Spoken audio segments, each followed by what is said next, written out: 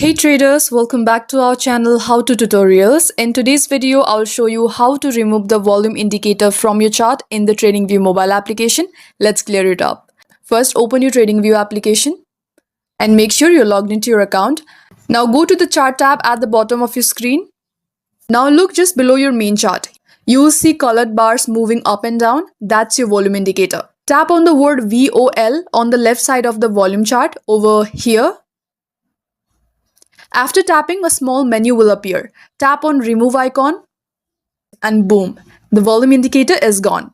Alternatively, you can also tap the pencil icon at the bottom. Swipe through the options, tap on remove and choose remove indicators to delete all the indicators including volume.